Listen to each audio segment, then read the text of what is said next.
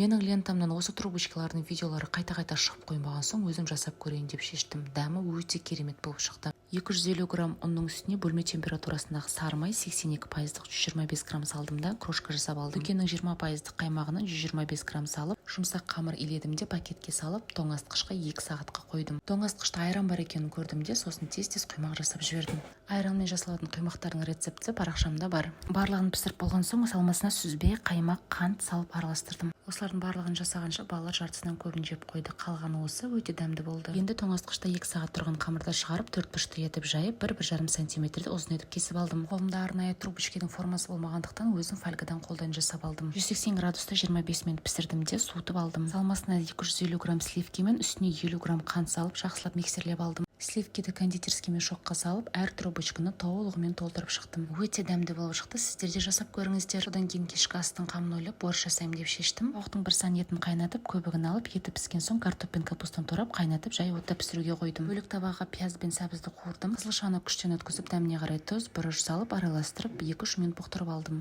Бір ас қасық томат салып, суы тартылғанша қуырып алдым. Тауық еті піскен соң турап қайта салдым. Бөлек піскен қызылшаның барлығын сорпаға салдым. Жарты ас қасық уксус салып, араластырып, үстіне бір дана сарымсақ салып, дәміне қарай тұз саламыз да 2-3 минут қайнатып, отты сөндіріп, 15 минут қақпағын жауып қоямыз. Осындай керемет қып-қызыл нағыз борщ болды. Егер видео ұнаған болса, лайк басып, қолдау көрсетіп, маған тіркеле кетіңіз. Ас болсын.